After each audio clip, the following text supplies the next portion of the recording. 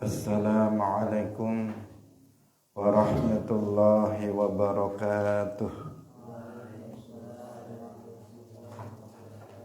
Alhamdulillahi rabbil alamin.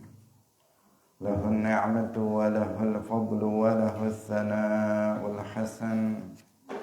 Wassalawatullahil barrir rahim wal malaikatil muqarrabin ala sayyidina wa maulana Muhammadin wa ala alihi wa ashabihi tayyibin tahirin. Allahumma la sahla illa ma ja'altahu sahla wa anta taj'alul hazna idza syi'ta sahla. Allahumma arzuqna al-ikhlasa fil niyyati wal qawli wal amal wa ba'du. Ila Nabiyil Mustafa sallallahu alaihi wasallam wa ikhwanihi minal anbiya'i wal mursalin wa syuhada'i was salihin, khususan ila sultanil awliya Syekh Abdul Qadir Al-Jilani wa Syekh Ahmad Ar-Rifai wa Syekh Bahaidin Naqsyabandi wa Syekh Abdullah Al-Harari wa ila arwahi jami'i ahli al-qubur minal muslimin wal muslimat. Al-Fatihah. A'udzu billahi minasy syaithanir rajim. Bismillahirrahmanirrahim. Alhamdulillahi rabbil alamin. Ar-Rahmanir Rahim. Maliki yaumiddin. Iyyaka na'budu wa iyyaka nasta'in. Ihdinas siratal mustaqim. Siratal ladzina an'amta 'alaihim ghairil maghdubi 'alaihim waladdallin. Amin. Hadirin hadirat kaum muslimin muslimat, pemirsa Madu TV rahimakumullah. Alhamdulillah, kita bersyukur kepada Allah Subhanahu wa taala pada pagi hari ini. Allah Subhanahu wa taala kembali mempertemukan kita dalam majelis kebaikan, majelis ilmuddin. Semoga Allah Subhanahu wa taala memberikan keistiqomahan kepada kita semuanya. Amin ya rabbal alamin. Salawat dan salam semoga tetap terlimpahkan kepada Nabi Agung Nabi Muhammad sallallahu alaihi wasallam, para sahabatnya, keluarganya, serta seluruh umat Islam yang mengikuti beliau ila yaumil qiyamah. Kita ikhlaskan niat kita masing-masing, kita ngaji lillahi ta'ala. Pagi hari ini kita masuk dalam pembahasan tafsir suratul Masad, atau biasa juga dikenal dengan sebutan Al-Lahab. Surah Al-Lahab atau surah Al-Masad. Tabbat yada abi lahabi wa tabb, ma aghna anhu maluhu wa ma kasab, sayasla naran dhata lahab, wa mara'atuhu hammalatal hatab, fi jidha hablum min masad. Jadi penamaan nama Al-Masad itu dari ayat yang terakhir, ayat yang kelima. Al-Masad. Suratul Masad. Wa yuqalu laha Tabbat. Jadi surah Tabbat, surah Al-Lahab, surah Al-Masad. Itu nama lainnya. Makkiyatun. Surah ini tergolong sebagai surah Makkiyah bi ijma'ihim, dengan kesepakatan seluruh para ulama bahwa surah ini adalah makkiyatun, diturunkan sebelum hijrah. Wahia khamsu ayatin, surah Al-Masad terdiri dari 5 ayat. Bismillahirrahmanirrahim. Tabbat yada abi lahab. Tabbat yada abi lahab. Ay khasirat, tegese cilaka sop apa yada abi lahabin, tangan lorone Abu Lahab.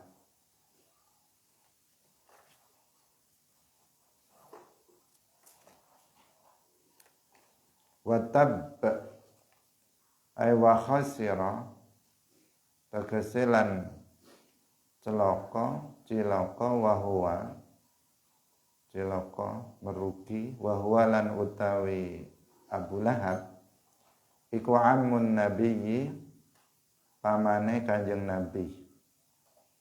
Wasmuhu, lan utawi jenenge Abu Lahab iku Abdul Uzza, Abdul Uzza ibnu Abdul Muttalib. Hadirin rahimakumullah. Tabbat yada abi lahabi wa tabb. Yada abi lahab, yada itu dari kata yadani, artinya 2 tangan. Tabbat yada abi lahab, artinya Abu Lahab itu dia adalah orang yang dia akan celaka, dia akan merugi nanti di akhirat. Jadi disebutkan di sini 2 tangan, artinya yang celaka itu bukan hanya 2 tangannya saja, tetapi Abu Lahab secara keseluruhan itu akan menjadi orang yang binasa, akan menjadi orang yang celaka nanti di akhirat. Ini merupakan nas dalam Al-Quran bahwasanya Abu Lahab akan masuk ke dalam neraka. Dan azabnya tidak akan diringankan sebagaimana dikatakan oleh sebagian orang. Abu Lahab bahwa dia akan tergolong sebagai ahlun nar, penduduk neraka, ini nasnya dalam surah Al-Lahab. Dari awal surah sampai akhir surah itu semuanya menjelaskan tentang celakanya orang yang dikenal dengan sebutan Abu Lahab. Sehingga tidak boleh kemudian diyakini bahwa Abu Lahab itu azabnya akan dikurangi atau azabnya akan diringankan. Khususnya kata sebagian orang pada setiap hari kelahiran Rasulullah Shallallahu Alaihi Wasallam. Alasannya karena Abu Lahab itu pada hari kelahiran Rasulullah Shallallahu Alaihi Wasallam itu bergembira, berbahagia dengan kelahiran Rasulullah Shallallahu Alaihi Wasallam. Itu alasan mereka salah satunya, bahwa di saat Nabi lahir, Abu Lahab pamannya, Abu Lahab ini kan paman Nabi, saudara dari Abdullah, saudara dari Abdullah, ayahanda dari Rasulullah Shallallahu Alaihi Wasallam. Namanya Abdul Uzza ibn Abdul Muttalib. Itu nama asli dari Abu Lahab. Kalau Abu Lahab itu kan nama kunyah dari Abu Lahab ini, tetapi lebih dikenal, nama kunyahnya lebih dikenal daripada nama aslinya, karena memang juga disebutkan dalam Al-Quran tentang Abu Lahab. Jadi langsung namanya itu disebut, ya, Tabbat yada Abi Lahab. Yang lain ada orang-orang yang ditetapkan sebagai ahlun nar, tapi namanya tidak disebut secara langsung. Lah, orang yang masuk ke dalam neraka, orang kafir yang masuk ke dalam neraka, sudah terdapat nas di dalam Al-Quran bahwa azabnya itu tidak akan diringankan. Kembali kepada yang tadi, cerita yang tadi, bahwa di saat Nabi itu dilahirkan, Abu Lahab pamannya itu bergembira, senang dengan kelahiran Rasulullah Shallallahu Alaihi Wasallam. Saking senangnya Abu Lahab di saat itu kemudian memerdekakan budaknya yang bernama Suwaibah. Dimerdekakan, saking senangnya atas kelahiran Nabi Muhammad Sallallahu Alaihi Wasallam. Bahkan Suwaibah yang telah dimerdekakan oleh Abu Lahab kemudian menjadi salah satu dari ibu susuan Rasulullah Sallallahu Alaihi Wasallam. Selain Halimatus Sa'diyah, Suwaibah ini juga seorang perempuan yang pernah menyusui Rasulullah Shallallahu Alaihi Wasallam. Dia dimerdekakan oleh Abu Lahab karena kegembiraan dia atas kelahiran Muhammad Shallallahu Alaihi Wasallam. Hadirin rahimakumullah. Nah, atas dasar inilah orang yang sebagian orang memiliki pendapat yang menyimpang dengan mengatakan bahwa Abu Lahab itu diringankan azabnya di hari kelahiran Rasulullah Shallallahu Alaihi Wasallam karena gembira atas kelahiran Nabi. Mereka membuat pernyataan ini itu maksudnya adalah untuk mendorong, untuk memotivasi umat Islam agar mereka itu senang untuk mengadakan peringatan Maulid Nabi Muhammad Sallallahu Alaihi Wasallam. Nah, kita mengatakan peringatan Maulid Nabi itu memang boleh dilakukan. Memperingati Maulid Nabi itu adalah bid'ah hasanah.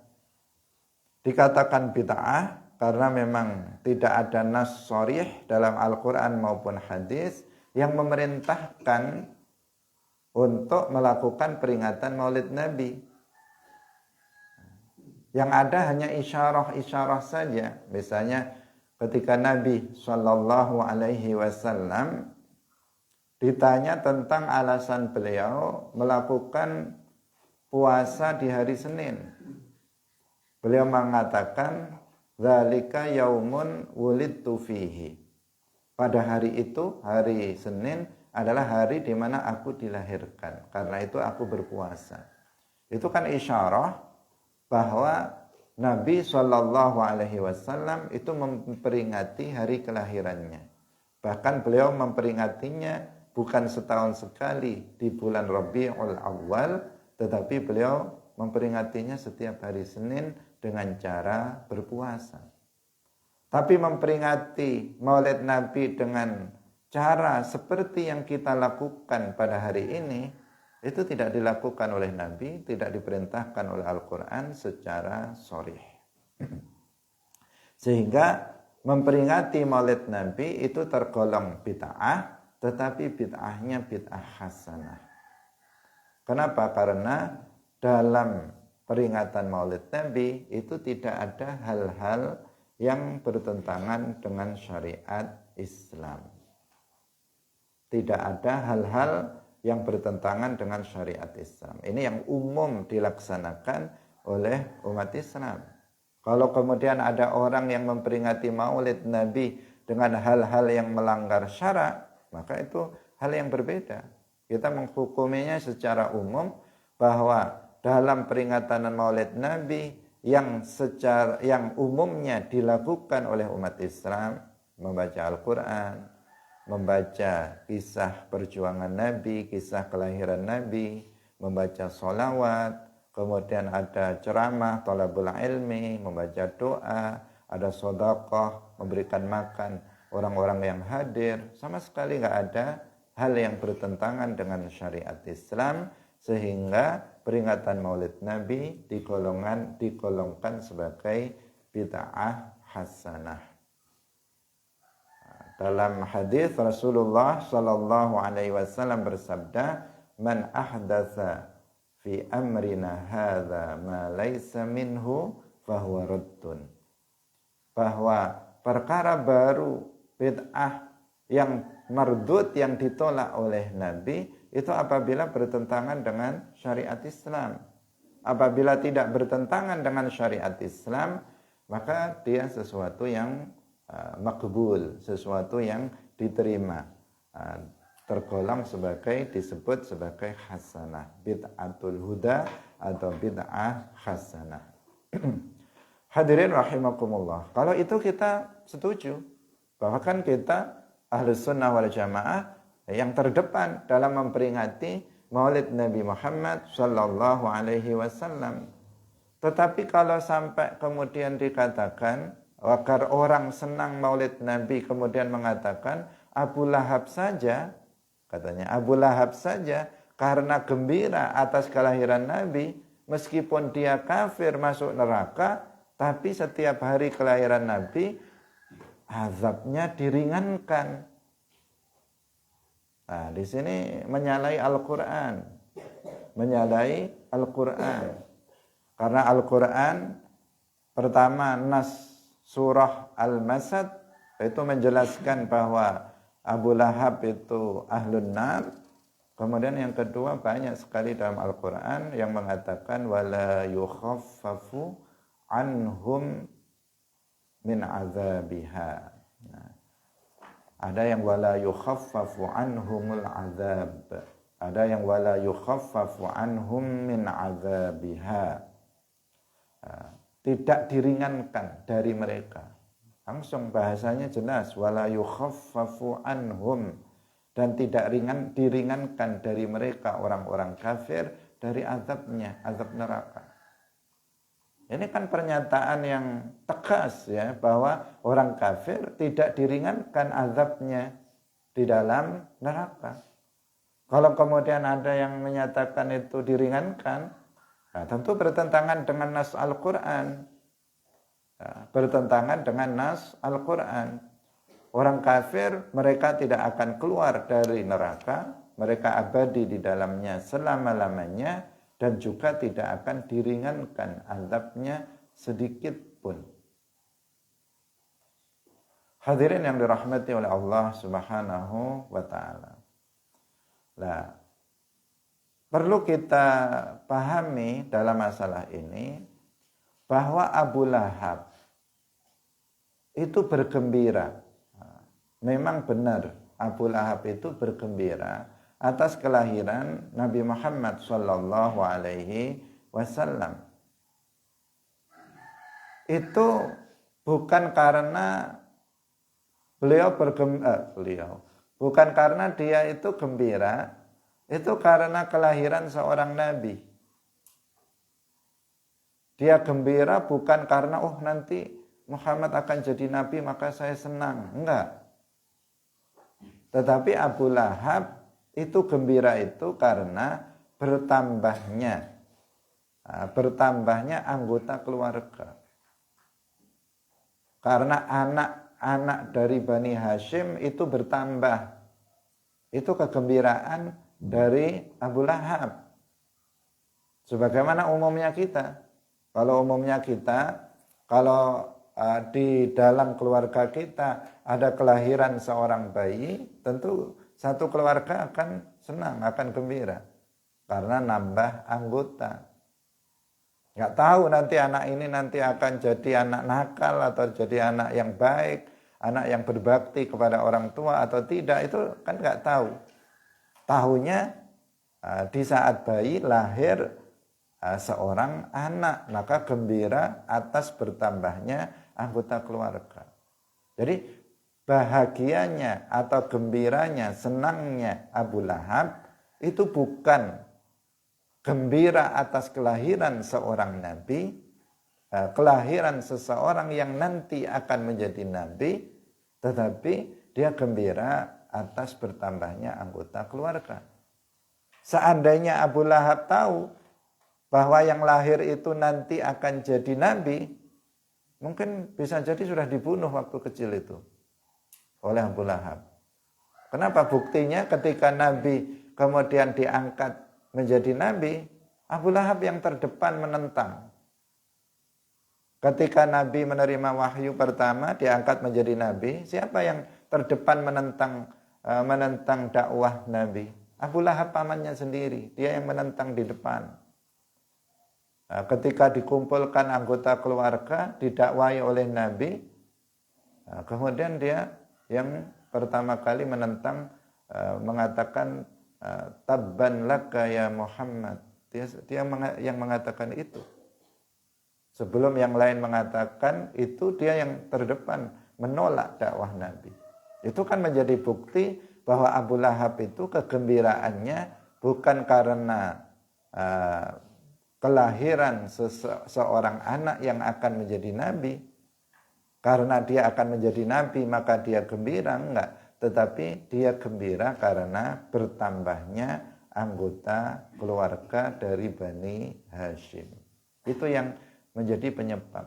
Nah, karena itu tidak ada alasan untuk mengatakan bahwa Abu Lahab itu bergembira atas kelahiran Rasulullah Shallallahu Alaihi Wasallam.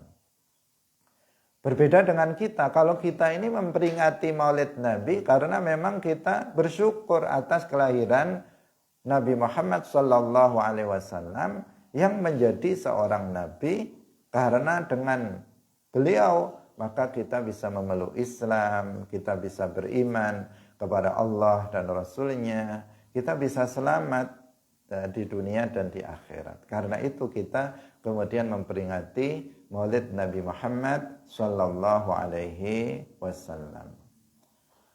Hadirin rahimakumullah. Perlu kita ketahui juga bahwa orang yang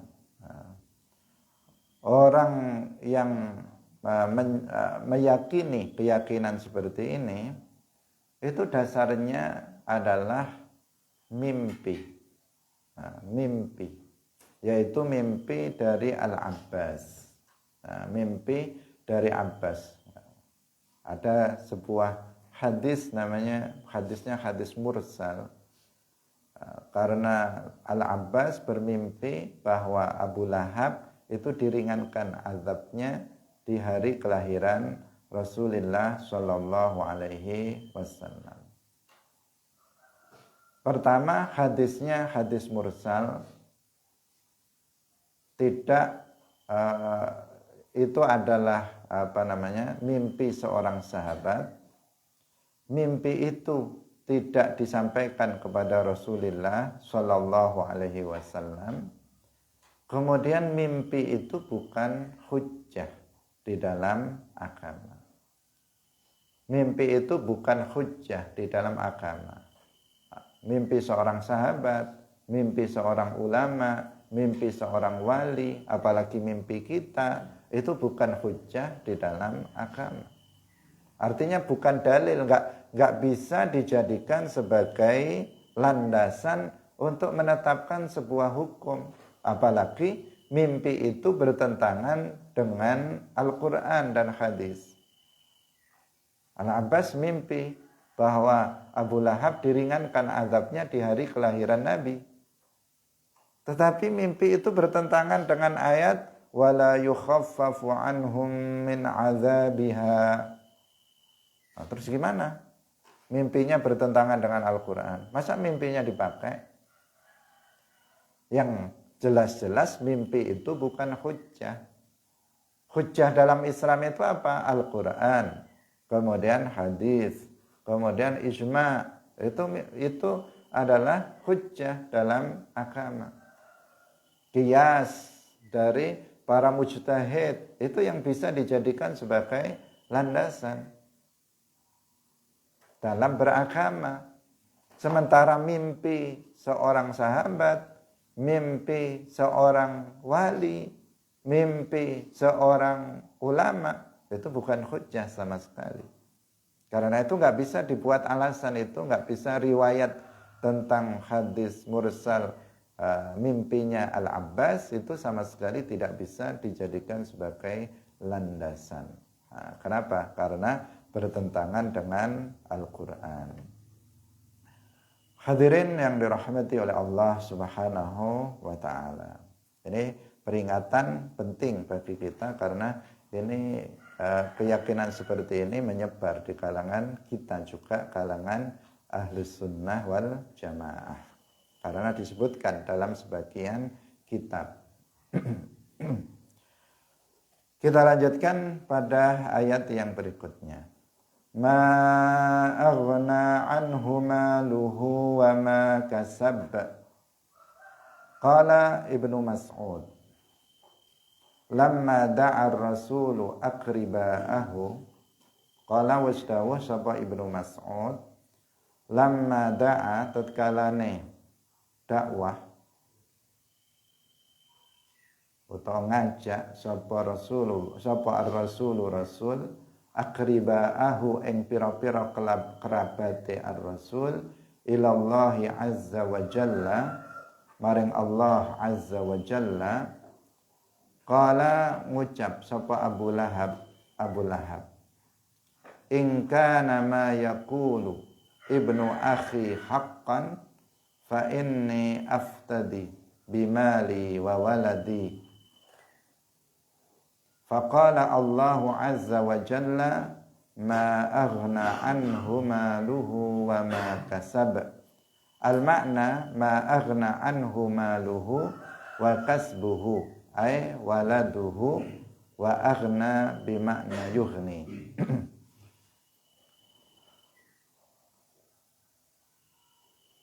Qala was ngucap sapa Abu Lahab, ingkana lamun ana apa ma perkara yaqulu kang ngucap sapa ibnu akhi, anak lanange dulur lanang ingsun, iku haqqan bener, fa inni mongko sak temene ingsun iku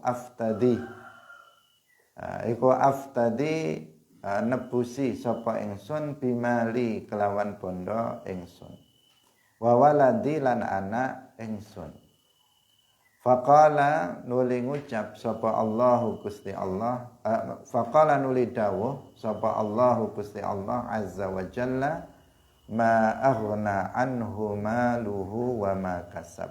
Ma aghna ora nyukupi, anhu ma aghna anhu saking Abu Lahab apa maluhu bondone Abu Lahab, wa malan perkara kasaba kang wis ngumpulaken sapa Abu Lahab. Al makna ma aghna ora nyukupi, anhu saking Abu Lahab apa maluhu bondone Abu Lahab, wa kasbuhu lan ay waladuhu tegese anake Abu Lahab, wa aghna lan lafat aghna iku bimakna yughni kelawan makna yughni. Yughni pakai fi'il mudhari, di situ pakai fi'il madhi. Hadirin rahimakumullah. Jadi kisahnya itu, ayat ini sababun nuzulnya seperti apa?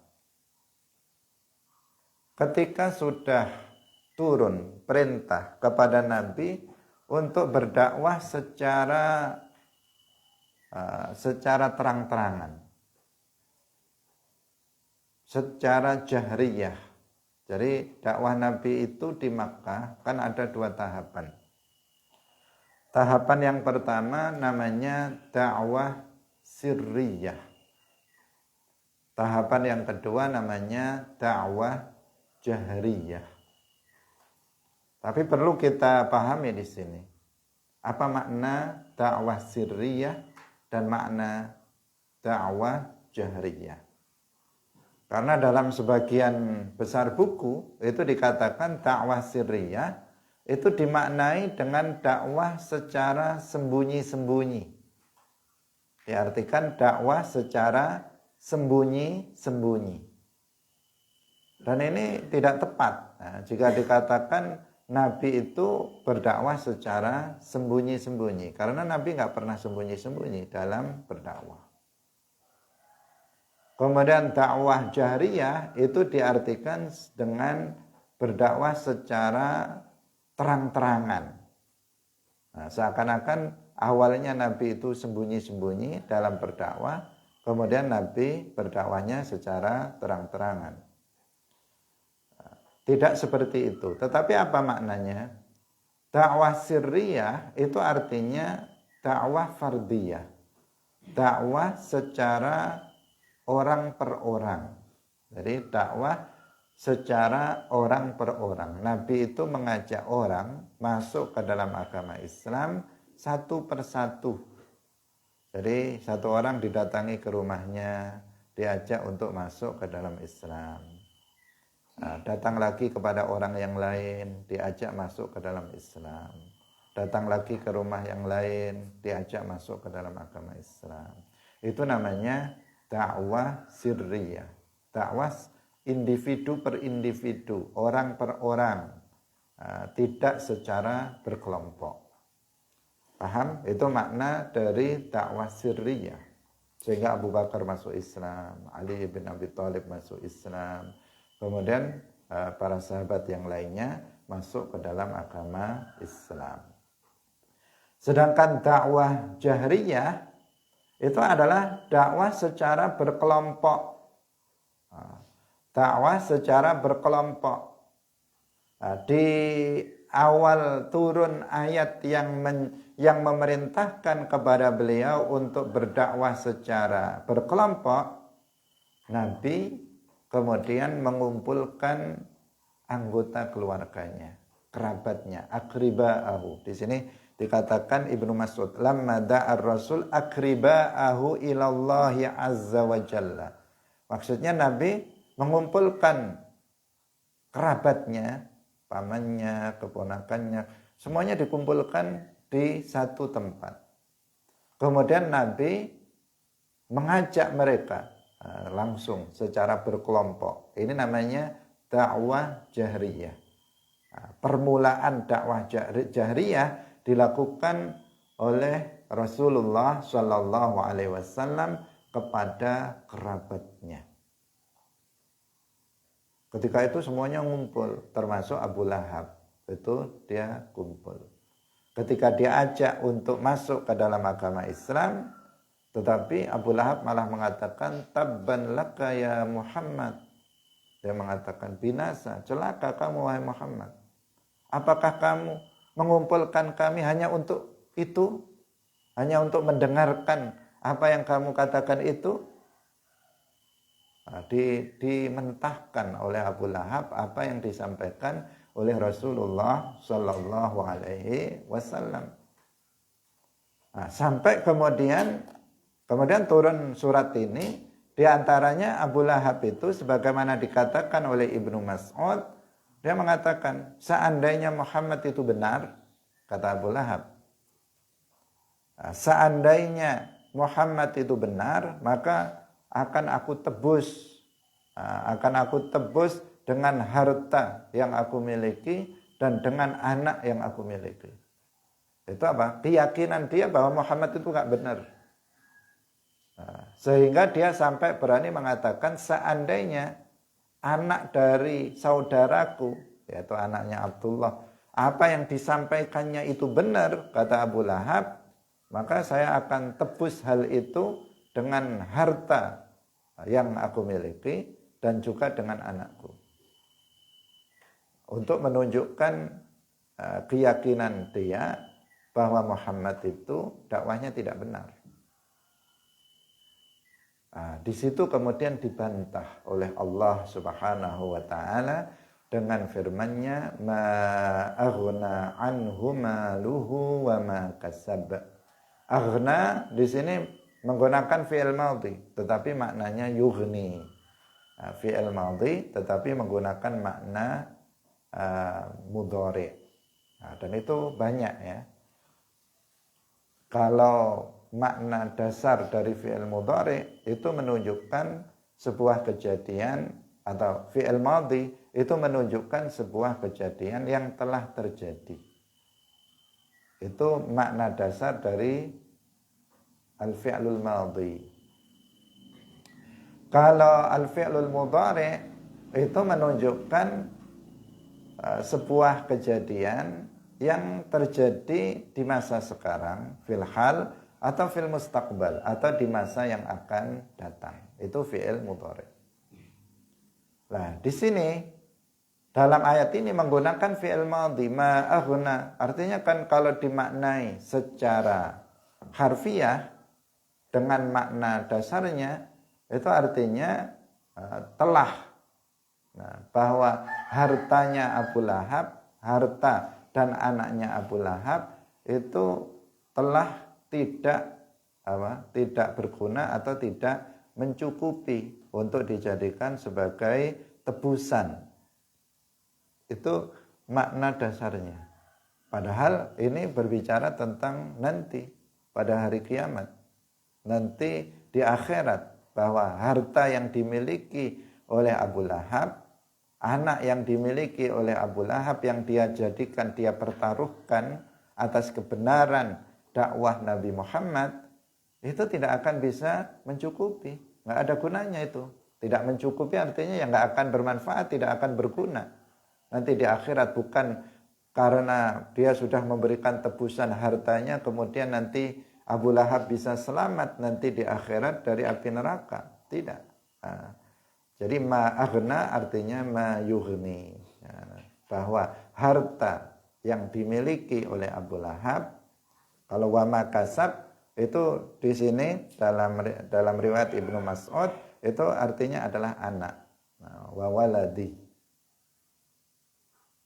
Wa walad. Nah, jadi anaknya Abu Lahab dan harta yang dimilikinya itu tidak mencukupi, artinya tidak akan bermanfaat bagi Abu Lahab nanti di akhirat sebagai penebus dari kesalahan Abu Lahab, dan bahwa Muhammad itu alal haq, dalam kebenaran. Jadi dibantah oleh Allah Subhanahu wa taala secara langsung. Nah, karena orang kaya itu terkadang orang kaya yang tidak mendapatkan hidayah dari Allah Subhanahu wa taala, tidak mendapatkan taufik dari Allah Subhanahu wa taala, itu merasa bahwa harta yang dimilikinya itu bisa menyelamatkan dirinya. Sebagian ada yang merasa seperti itu, bahwa harta kekayaan yang dimilikinya itu bisa menyelamatkan dirinya. Orang kaya sebagian merasa seperti itu. Padahal sama sekali harta kekayaan seseorang tidak akan bisa menyelamatkan seseorang di akhirat apabila seseorang itu dia tidak beriman. Dia tidak beriman. Kalau ada orang tidak beriman kepada Allah dan Rasulnya, nggak pernah belajar ilmu agama sama sekali, nggak pernah belajar ilmu agama sama sekali, sehingga dia tidak mengenal Allah, dia tidak mengenal Rasulullah, imannya rusak misalnya. Kemudian dia memiliki harta yang melimpah, harta kekayaannya itu dia gunakan untuk membangun 1000 masjid. Bukan 1 masjid, 1000 masjid dia bangun. Dia menyantuni anak yatim, 1 juta anak yatim setiap hari misalnya. Dia membantu pembangunan pesantren, dia membantu fakir miskin, dia mendirikan rumah sakit lillahi ta'ala. Ya nggak ada lillahi ta'ala, dia orang kafir. Orang kafir. Seandainya begitu kan nggak diterima juga oleh Allah. Seandainya dia ngomong lillahi ta'ala juga nggak diterima karena dia orang kafir. Ya karena kan kafir itu ada kalanya kafir yang betul-betul kafir, dia non muslim, ada kalanya kayak orang Wahabi, Kan bisa jadi dia mengatakan lillahi ta'ala, saya membangun rumah sakit untuk umat Islam. Tapi apa? Nggak akan diterima oleh Allah Subhanahu wa ta'ala. Harta yang dimilikinya nggak bisa menyelamatkan seseorang. Agar selamat seseorang itu harus beriman.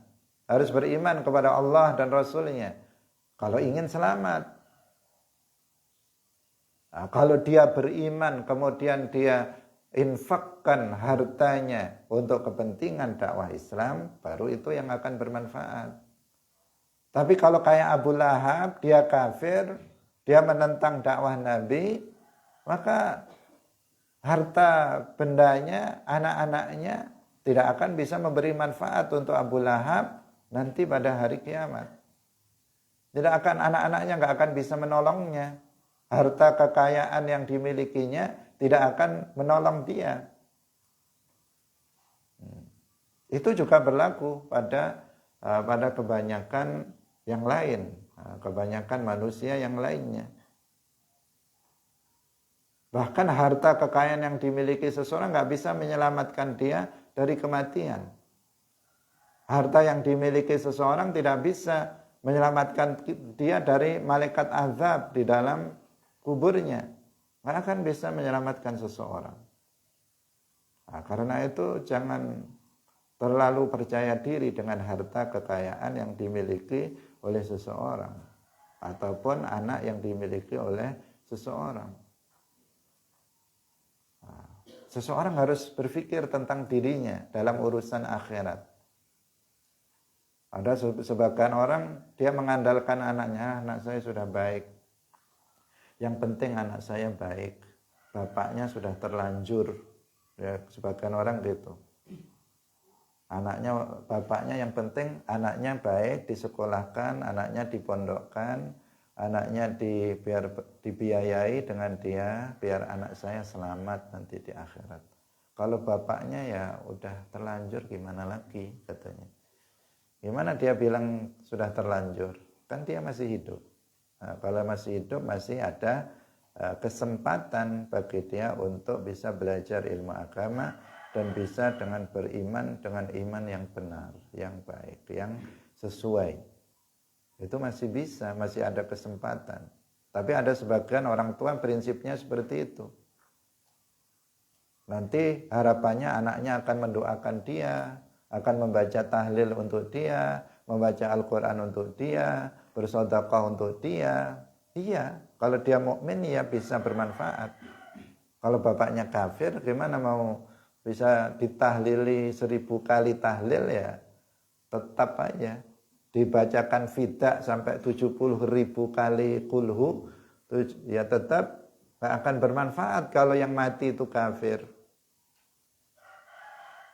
Nah, jadi tahlil itu bermanfaat apabila yang mati itu imannya benar. Nah, apabila yang ditahlili itu adalah seorang mukmin dengan keimanan yang benar berdasarkan akidah Ahlus Sunnah wal Jamaah. Anak mendoakan orang tua, doa anak akan bermanfaat untuk orang tua apabila orang tuanya itu imannya benar. Sedekah atau infak atau wakaf misalnya yang diatasnamakan orang tua yang sudah meninggal itu akan bermanfaat manakala yang mati itu adalah mukmin dengan iman yang benar. Tapi kalau enggak, ditebus seperti apapun enggak bisa. Bapaknya kafir misalnya, anaknya rajin bersedekah atas nama bapaknya, wakaf ini, wakaf itu, wakaf itu. Hartanya disedekahkan, diinfakkan untuk kepentingan agama untuk bapaknya, padahal bapaknya Wahabi misalnya, atau bapaknya meyakini keyakinan tasbih atau enggak mengenal Allah sama sekali, ya enggak bisa, enggak akan bermanfaat. Itu enggak akan bermanfaat.